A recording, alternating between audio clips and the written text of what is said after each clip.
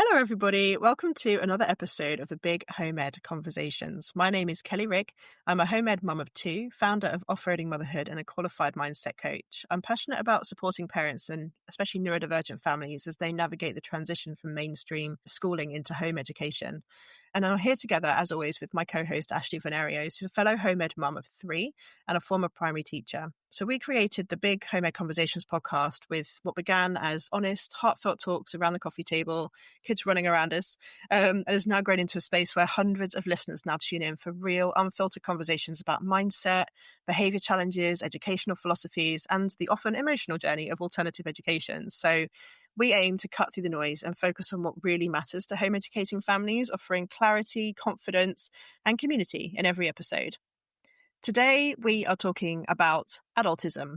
So this is an interesting one. And when we were looking at our Changing Perspective series, we were looking for all the different possible prejudices that are facing our kids every single day. And obviously the potential for children of all different walks of life to be experiencing. And we wanted to really try and kind of cast a light on some subjects that are really important to talk about with your kids and to help you to try and expand your knowledge around parenting and the way that you want to show up in the world. And obviously just some new books and some new avenues and ideas to consider.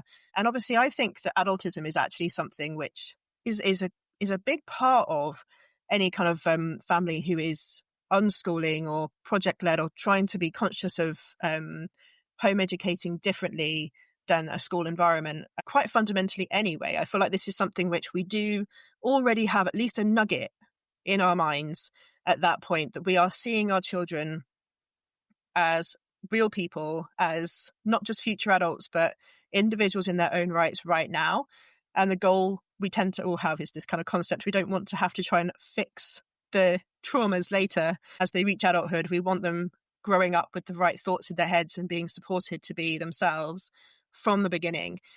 And I think that the concept of sort of adultism and all of that is what we're going to get into today. But we basically, myself and Ashley, have been doing our best to read in time It's Not Fair by Eloise Rickman. She is a fellow home educating parent, UK-based home educating parent, and she has written a book about adultism. So she is extremely well-read, clearly, and researched. And every single page of this so far, every page has made me go, huh, and has led to like a big conversation with my partner about phrasing and the language we use and the attitude we have towards certain things and the moments when we as adults feel inconvenienced by our children. Or my son, for example, and sort of getting stuck into this conversation, I guess, hopefully you'll relate to this one, Ashley, is as they get older, you go from being, I definitely have always been the decision maker in our family. Even my husband defers to me on a massive scale. I think that's pretty common. Yeah, it's really common, isn't it? For the woman of the house to be the researcher, the decision maker, the buyer, the person who's organizing the whole damn thing. And essentially, I have been used to, obviously, to some degree, calling the shots for my kids. I've been offering them an education opportunity. I've been researching and planning ideas. I've been introducing them to groups of friends and people who I think they might get along with. Like, I have had an element of control and decision making for them as children, obviously their entire life. And I'm used to that role. And I'm quite used to having my control. So it sounds terrible. It's not in a nasty way, but just like me just deciding what's for dinner, or me just deciding what we're doing next, or deciding if we're going to go and do that thing or not. And I have now got two growing, capable minds who are at war with my control.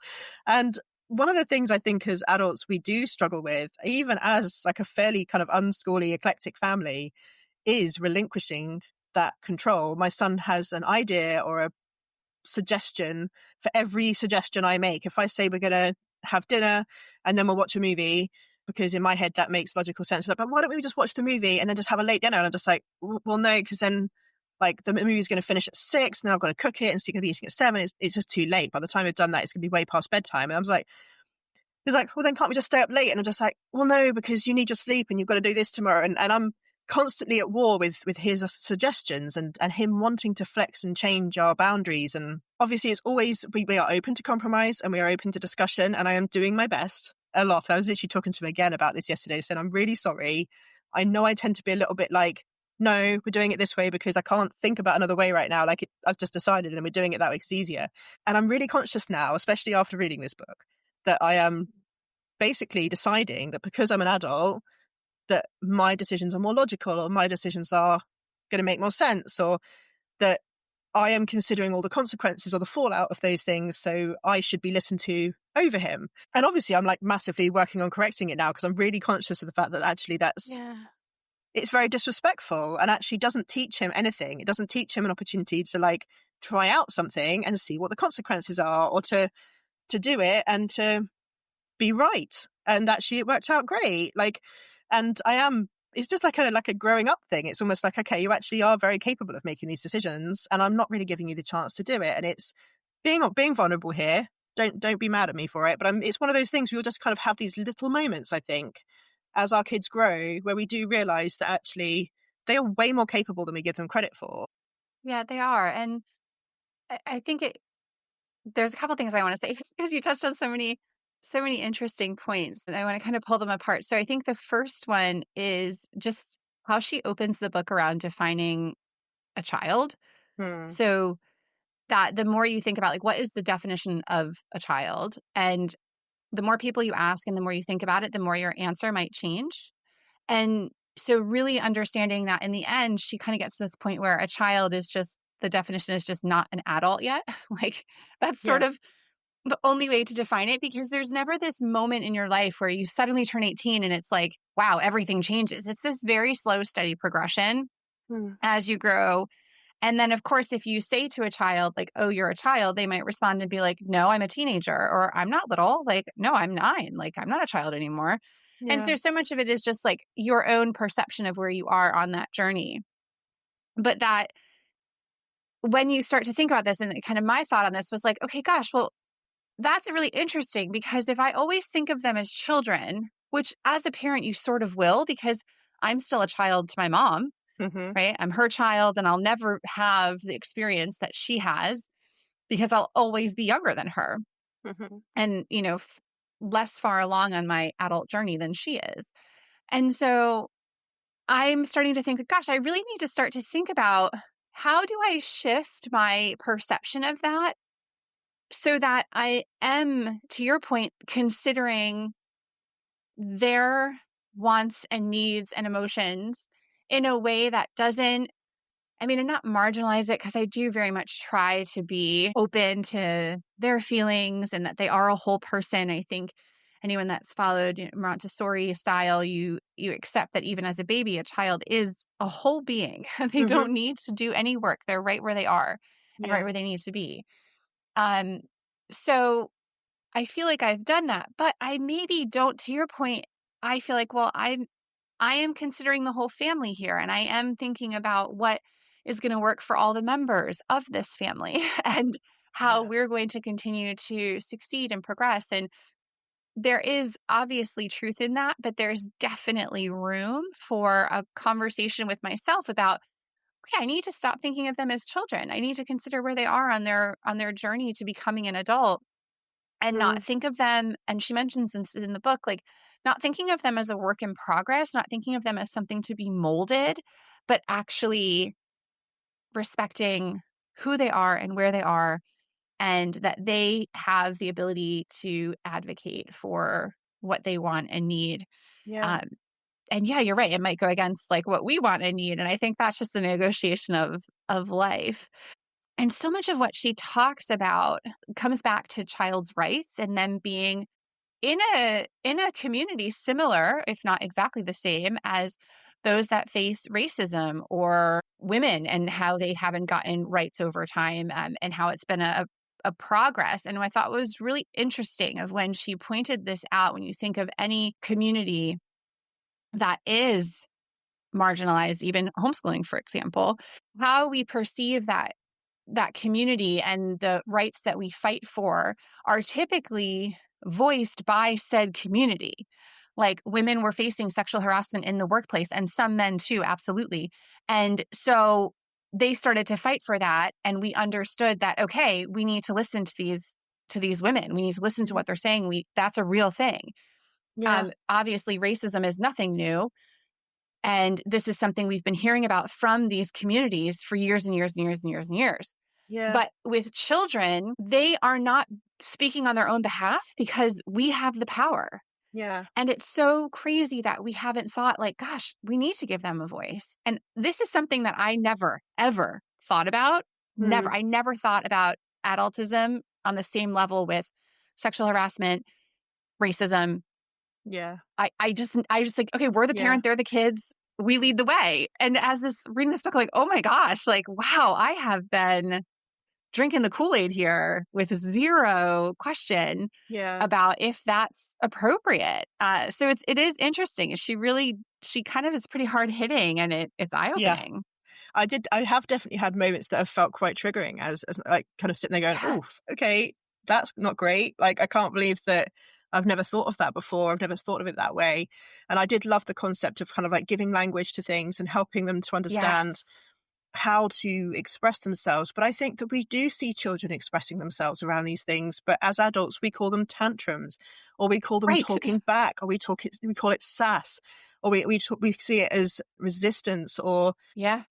just naughtiness. Like, we do see children using their voice, but we have just decided that because it hasn't got the same, I don't know, long fancy words in it, that we see from adults fighting back against sexual abuse or whatever, Right. that because they're not Right. necessarily sitting there going, Daddy, I find it very inappropriate when you speak to me with that tone. It would Right. be much more helpful if you spoke to me with a quiet, calm tone, because then I don't feel anxious and I don't feel stressed. And then I'm able to listen to what you've got to say. And if you give me a few minutes to process, then I'll be able to respond to it in an Right. appropriate Wouldn't that be manner. nice? Like, of course they're going to go wah and run away, because we're not Yeah. giving them a chance to, like, we're basically just exerting our will and expecting them to just obediently do as they're told, and to accept that they are what's wrong and they need to be fixed in order to be acceptable as an Right. adult in the Yeah. future, but also as a child now.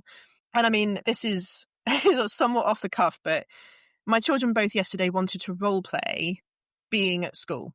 And I've got a little whiteboard that we use sometimes for kind of doing little bits of learning. And they wanted me to be like a teacher with a whiteboard, getting them to do some spelling.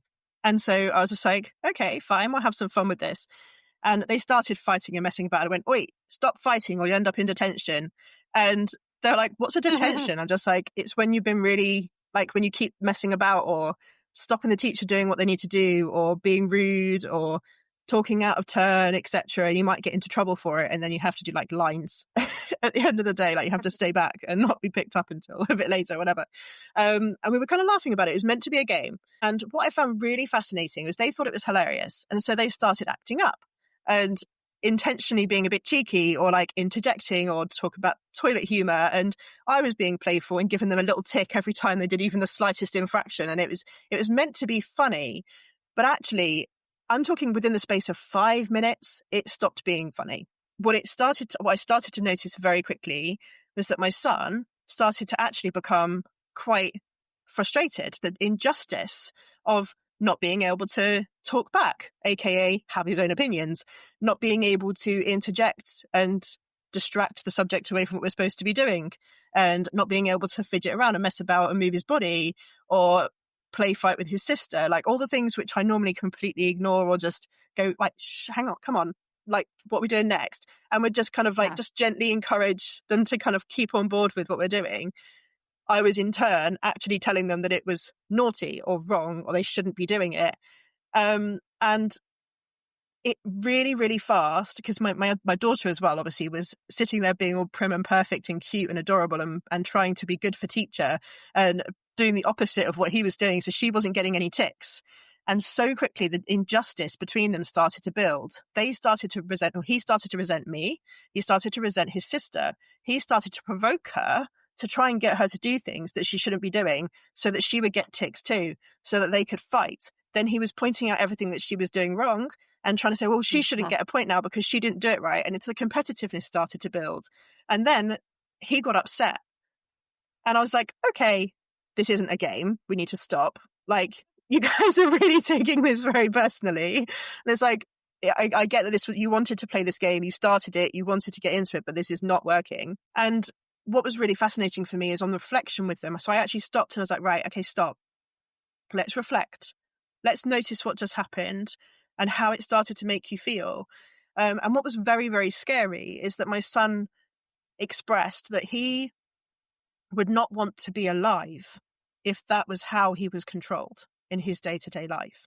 If he wasn't allowed to do those things, that he wouldn't want to live like that. Oh, And I couldn't believe that he responded to that situation with that strong a feeling, that how frustrated and sad he became at not being able to just be himself and to do what he wants to do and to express himself how he felt like he should express himself. And it showed me in that moment how good a job we are doing on a normal basis. The concept of it's always good actually, to be reaffirmed, yeah, right? like that obviously he doesn't feel this way on a day-to-day basis. So that's really great. But it was really sad to see how quickly a child can start to feel like that. And that's, I mean, that's not, I mean, it was definitely an extreme version of what would be in school. A teacher wouldn't be getting on a single child that much, but it definitely translates as this is what children are Yeah. expected to be and to do. Yeah. And so going back to the book for a second, she kind of starts off with, talking about how things are today, the status quo, the interesting dynamic of all adults were once children. So we Hmm. actually were on the other side of this, right? Yeah. We did move from one class to the other and have these, I forget how she coined them, but kind of like adult rights, like just by being an adult, you change into a position of power, Hmm. regardless of if you even have, there are some situations where this isn't the case, of course, but in most cases, you do then move into this position of being able to say, I can eat what I want, I can do what I want, and have the repercussions of all those decisions. So it was really interesting. But the other point that she then talks about are child's rights and the history of how those rights came to be. And then the interesting dynamic that I don't know about you, I could not name all the child's rights. They're not No. talked about in any parent book. They're not talked about when you get pregnant in your parenting classes. They're often not ever communicated with said child, No. so they don't know their rights. So it's really interesting, and as you dive into them, I'm like, gosh, yeah, these are, they make sense. They're accepted across most of the globe, or in the areas that she calls weird areas. So it's like wealthy, educated, industrialized, rich, and I forget the other one, Yeah. something like that. So Yeah. obviously looking at it from that perspective. But so the interesting part about these rights, when we look at them from a schooling perspective, is that they're often at odds with each other. So you have this one right where every child needs to be educated so they can reach their potential, but then you have this other right where every child is entitled to play and rest. Hmm. Okay, those don't marry. They, or you can argue either way. No, my child should have 10 hours of homework and they should be doing all of this, and they should, because otherwise how will they ever reach their potential and Hmm. acquire the education and to get the job, to have the wealth that they need to be considered potential Yeah. reached. And then Yeah. at the same time, they're entitled to rest and play and to be a child and be creative. Okay, well, these are at odds with each other. So it is really interesting. And when she talks about schooling and how it is coercive, so most schools have to foster this environment of compliance and obedience, because otherwise, with one teacher and 30 kids, how do you get them to move forward? How do you get them to come back every day Mm. if you can't do that? And then obviously, it's also coercive for parents because it restrains the parents' ability to influence the education their children receive. Yeah. And in many cases, some cases, parents are forced to send their children to a school that might go against their own beliefs, Yeah. right? So all of this sort of internalizes for children this power structure, right? Yeah. Because they're led through it from the beginning. And it talks about how, like, shaming in school, you were just talking about it, it was perfectly described. Loss of privileges in school goes against Hmm. child's rights. Like, that actually is something that behavior modification techniques that they're using in schools are actually not marrying with child's rights. No, and Um, also not with their best interests. Like that demonstrated to me hugely 100%. that where it might Yeah. have made it more convenient for me for them to sit and be quiet and listen and to not interrupt me and to do exactly as they're told, it did absolutely nothing for their self-esteem. It did nothing for their ability to No. problem solve or manage their own feelings. It did nothing Body for their autonomy. relationships with each other or their relationship with me as an adult.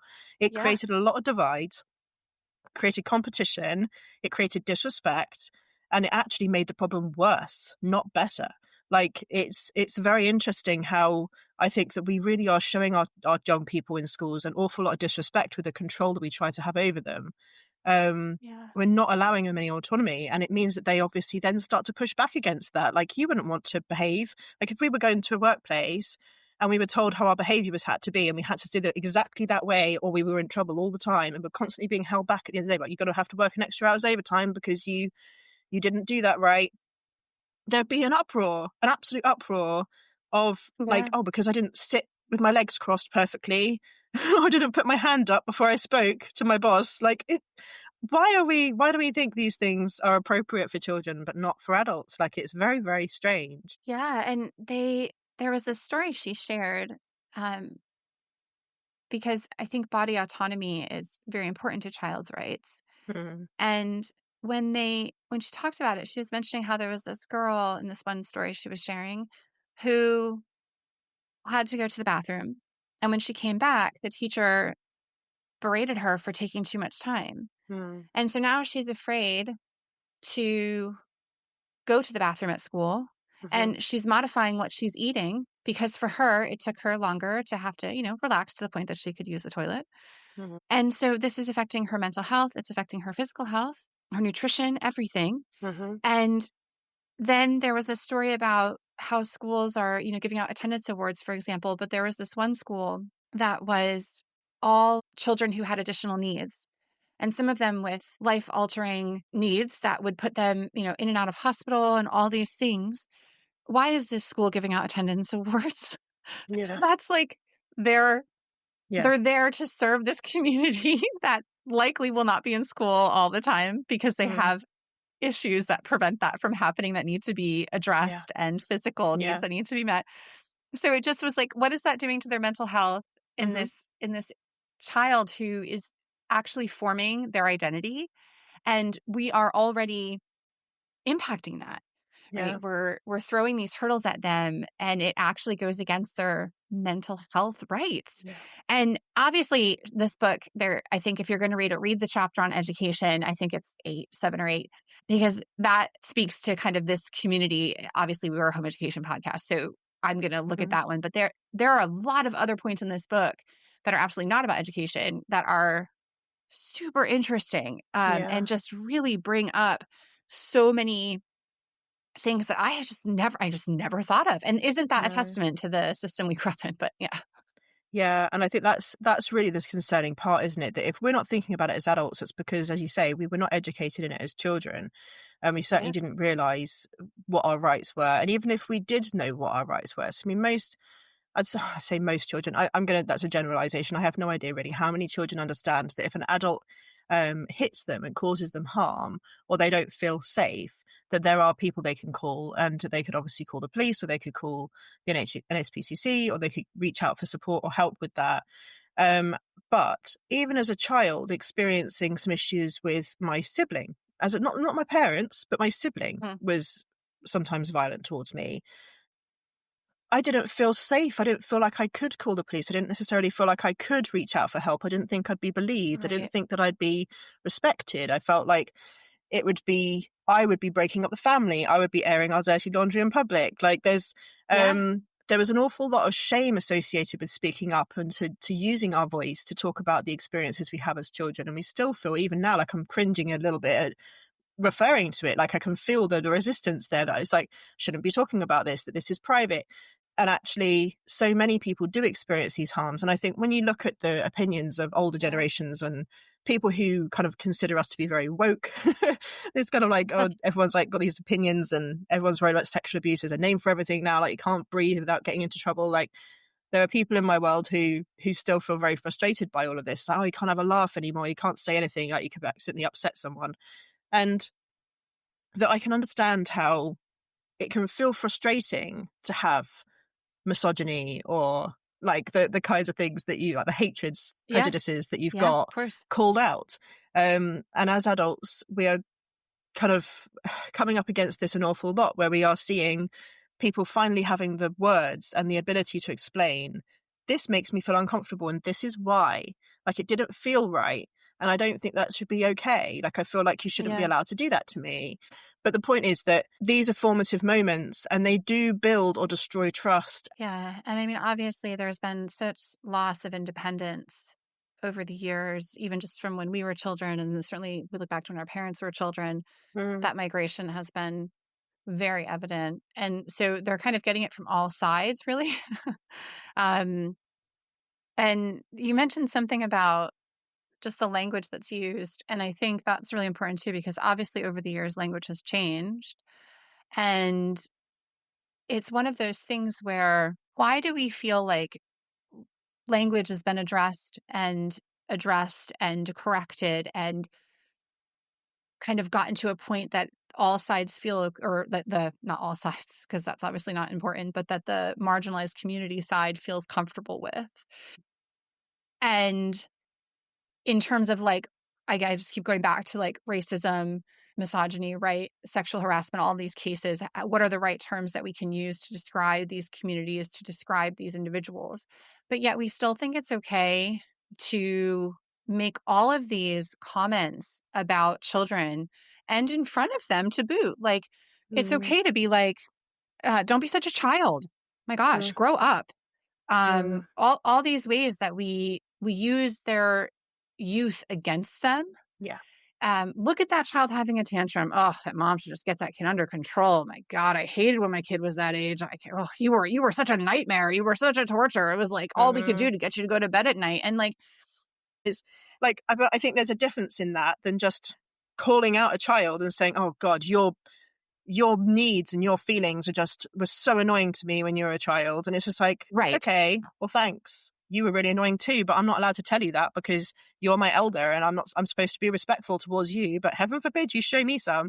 And I encourage my kids to call me Yeah. out and to talk to me about how they're feeling Yeah. and to tell me if they think that I'm out of line with the things I'm saying. Like, they're allowed to express if they don't like something without judgment and without anger. And if I do find I get triggered by anything they have to say to me, then I try and take myself away and Yeah. deal with that privately and come back when I feel calm enough to accept it and thank them for it. And that is a huge difference in generational shift. It's not perfect. Yeah. I've still got an awful lot Yeah. of automatic phrases that come into my We head, do. but We I have to 100% work really hard do. not to say them.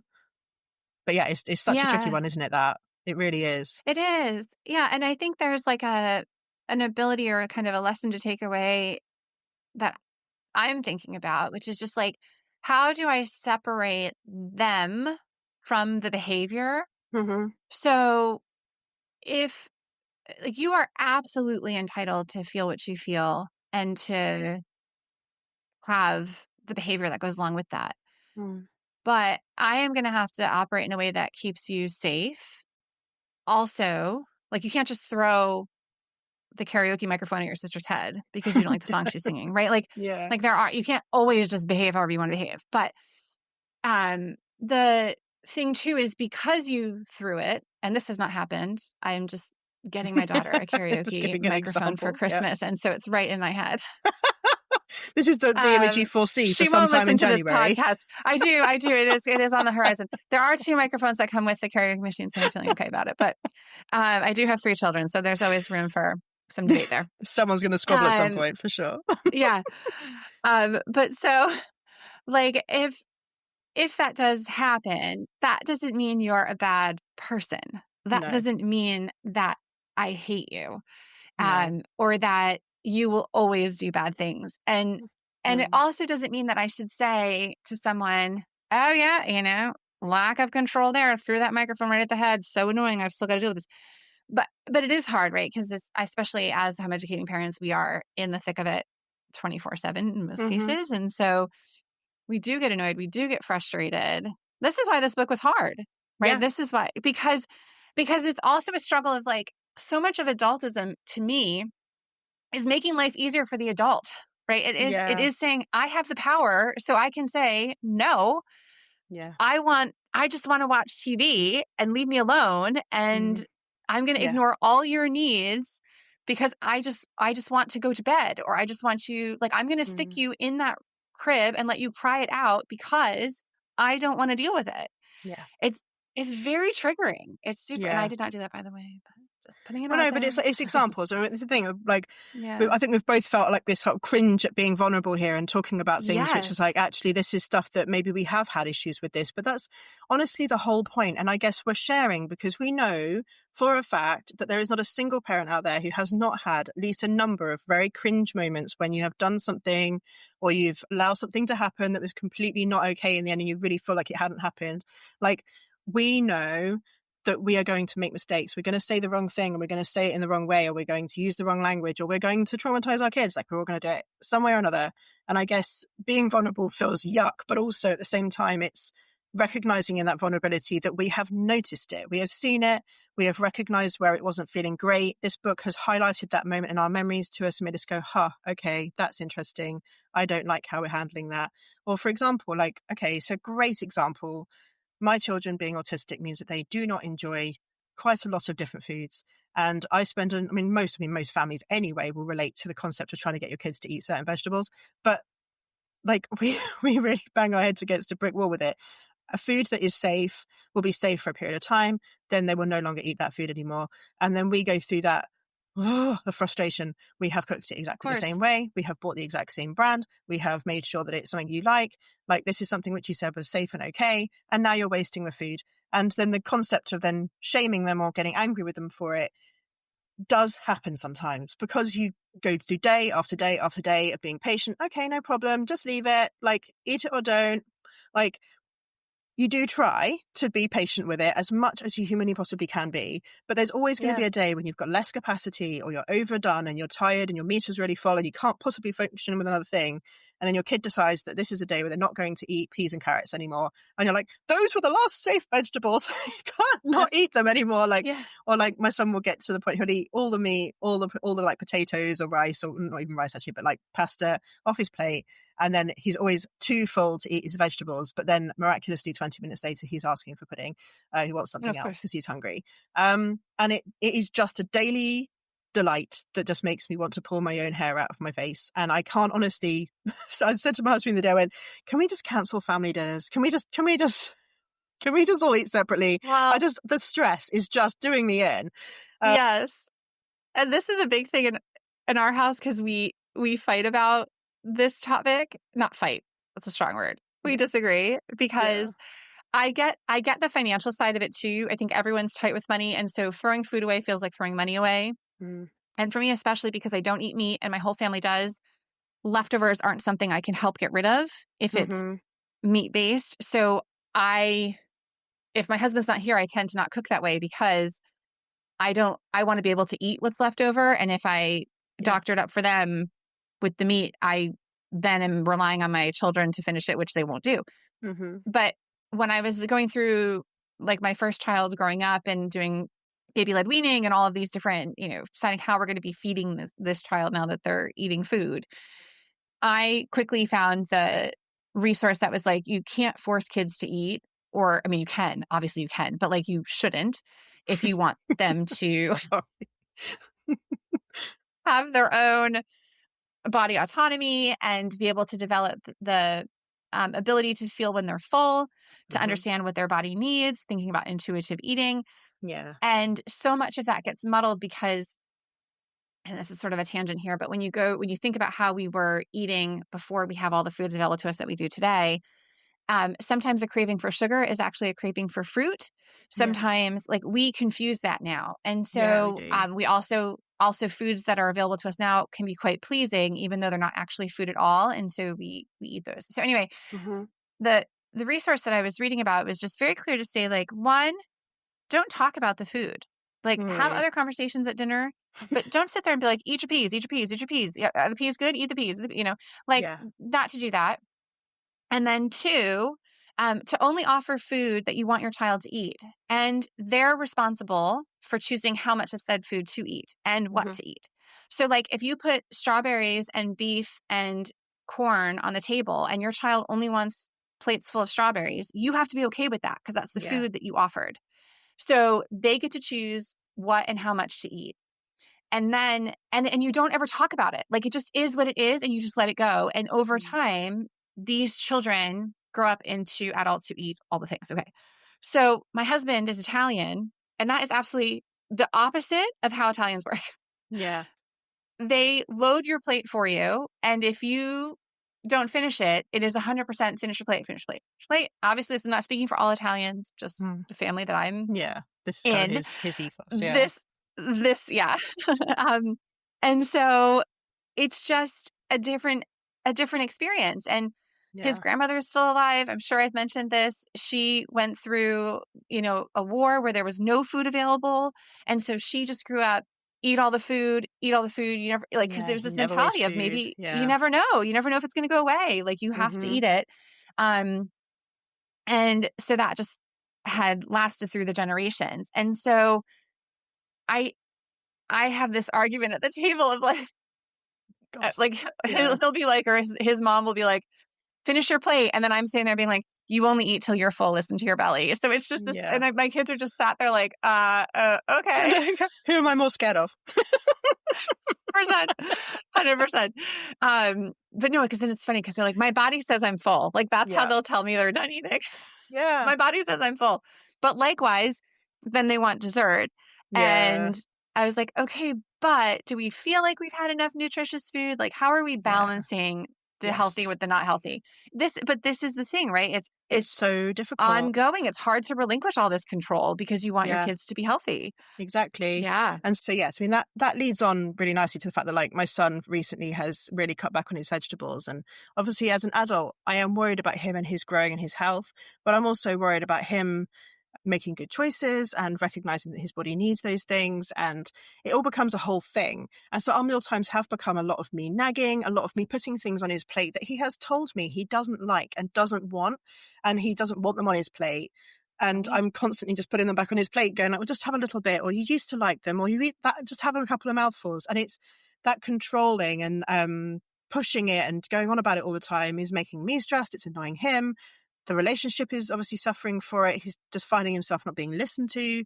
And that's quite a common theme at the moment, is he keeps sort of saying that he doesn't feel like I'm listening to him. And so I'm trying really hard to be conscious of it and take his ideas on board or his wishes on board, Yeah. and to respect that he's getting older and he has got an opinion about things and he wants things a certain way. And so what we've started doing again is very much like the baby-led weaning, actually, is to have bowls of different things on the table. And to just allow them to eat as much or as little of it, of each one, as they want. So we'll do a big thing of carrots, we'll do a big thing of peas, and if he doesn't touch the peas, so be it.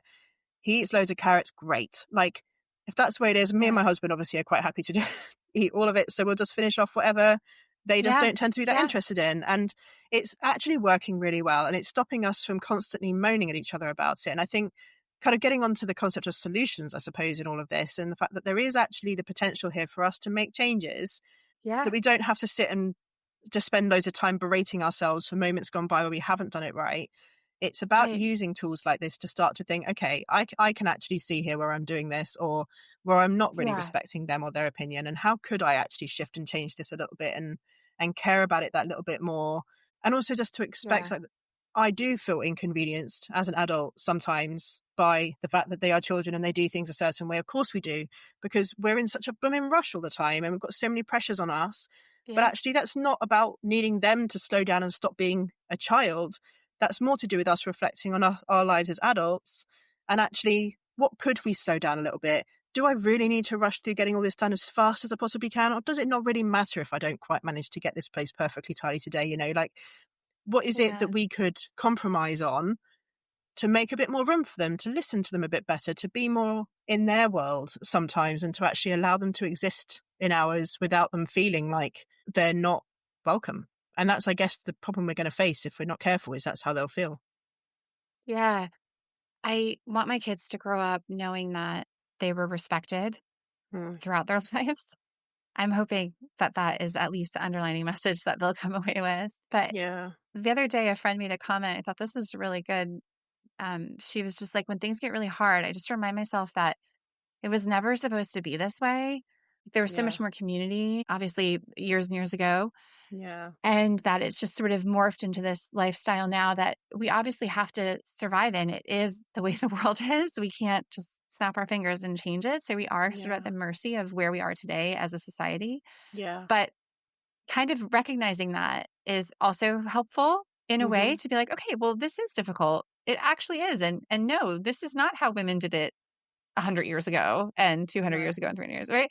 This is Yeah. not, obviously, there's some wonderful things that have come from our society today. I'm not saying that.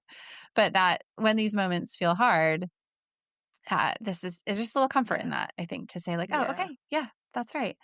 And I really do recommend this book. I think that if you're a parent or even if you're not, it's just a eye-opening way to think about childhood and to really challenge some of the things that you grew up thinking were just the way they were. It doesn't Mhm. necessarily and shouldn't in many cases be that way. Yeah. I do. I think that you'll get a lot out of it. Even if you just read one chapter, that chapter will definitely provoke some thought, I think. I actually really agree. I mean, I haven't managed to get as far through it as I wanted to by now. Life's been a bit hectic, but I definitely have gotten a lot from it already, and I will definitely be trying to finish it gradually over the next weeks or months.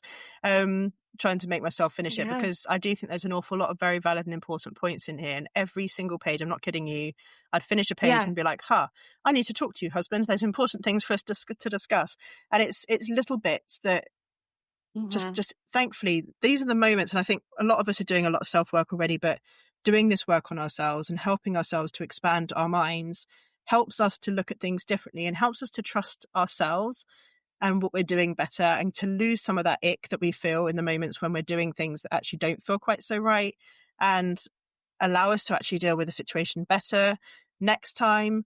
And I do believe that reparations can happen. If you're listening to this thinking, oh my God, I do that. Oh my God, I do that. Oh my God, I do that. Like, this is going to be such a huge thing and it's going to be really triggering for me. And actually, maybe you even don't agree with some of it. You do think it's nuts or Yeah. whatever, but like that we've Fair got to have enough. some Yeah. control over some of these things. Like, it's okay to have our feelings, but looking at a perspective like this helps us to really just think, okay, like maybe there's just a compromise or a way to meet us halfway. So like I was trying to give my husband the example the day of kind of the concept of compromise here, that it isn't all about saying, okay, well, children have to be treated as exact equals in every single sense. We have to give them the complete autonomy to decide, like, I don't know, like a toddler to decide if they're even going to have a nappy change entirely. Like, Right. of course, like, there's a reason why social services exist, and it is to make sure that children are cared for. Like, we are still responsible for caring for them and Yes. making sure that they are healthy and well, and safe, and protected to some degree in our society. Within the realms of this, there's an awful lot of conversation around this in there, which is very interesting.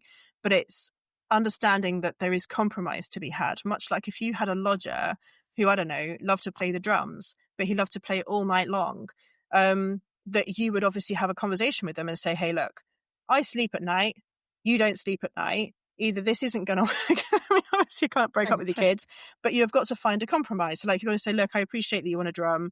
Can we agree that we stop drumming by 11 and that we can pick it up again for 6? But, like, between those windows, you got to let me sleep because I can't survive. Like, this is doing my head in. Like, you'd have to find a compromise. And I think that it's speaking to my son about the vegetables. I was like, look, I'm not going to force you to eat them. I'm not going to keep putting things on your plate that make you sad, but you are going to sit down and go through this poster with me and point out the vegetables you do like and will eat. And I am going to buy them and I am going to offer them to you. And I am going to hope that you're going to try and eat them, please, Right. because you do have to eat some. Like, we have got to have a compromise here. We cannot never eat a vegetable again, but we can find the ones that you're willing to eat. And that was a good conversation. It respected him. It showed him that he's perfectly capable of making these decisions. And it's given them an opportunity to empower himself in getting the things that he needs and wants, whilst I also feel happy.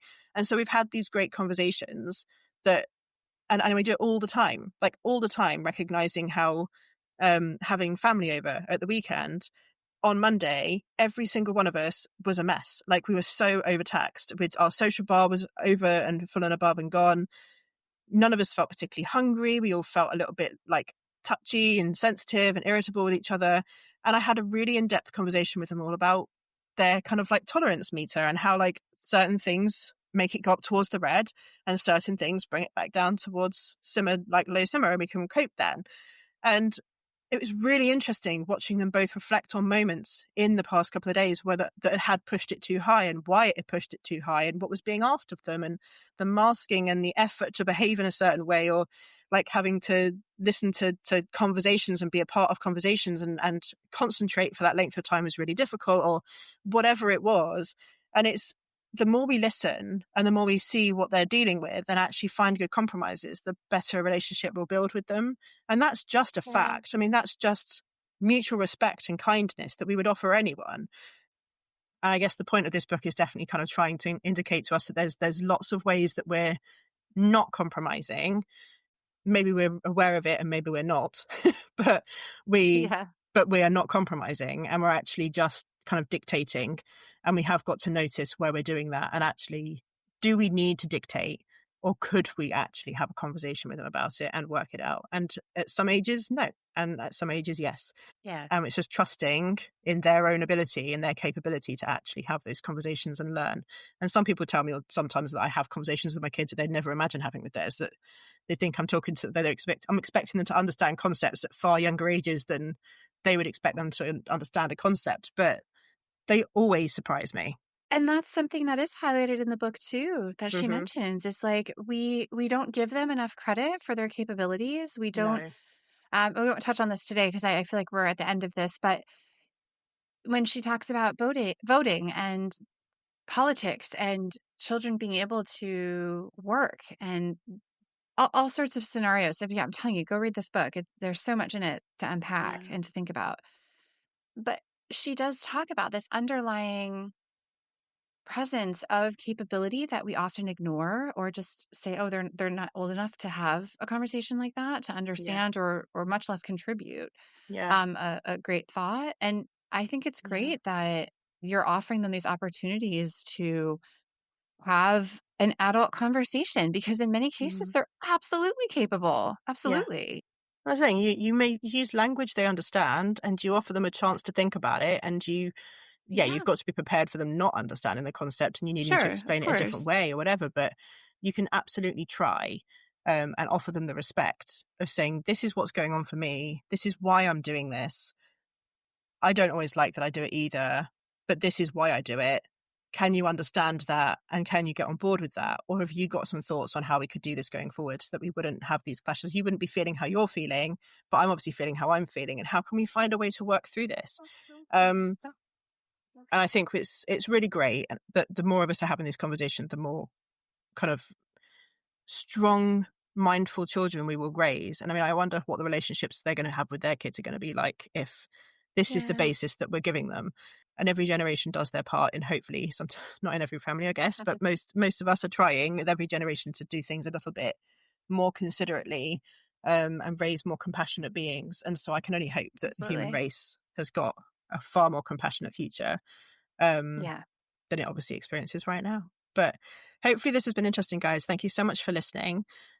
We are coming to the end of this Changing Perspectives series as it stands at the moment. This is the last episode in the conversation thread that we were going to have for now. There's absolutely 100% at least another 10 conversations that we could have had on this subject. And we're obviously just cutting it a bit close to Christmas now. And obviously myself and Ashley have got lots of lovely plans to spend with our families. So we are going to be coming back for one last episode before Christmas now with our reflections on the year. So favorite episodes, favorite conversations we've had, favorite guests we've had, but also where we've been with our kids this year, things we've done with them, resources we've used that we've really loved, things that have really served our home ed well in the past 12 months. Because we did it last year and you guys loved it. So we thought we'd come back and do it again. But let us know, how have you enjoyed this Yeah. series? What has it made you think of? And definitely do come and join the conversation. As always, read the blog, come and message us on social media. We love hearing from you if you've listened and you've liked it. And yeah, see you all again next time. Thank you.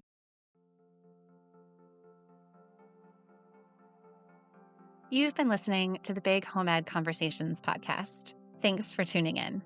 Don't forget to subscribe, leave a review, and share with a friend. Follow us on Instagram and TikTok at Big Home Ed Podcast for updates. We'll be back again soon for our final episode of the season. But please don't forget to send us your questions, comments, and personal experiences on the topics we've covered this season. Visit our blog, linked in the show notes, for a reminder of the topics, or just message us directly on Instagram or TikTok. Thanks.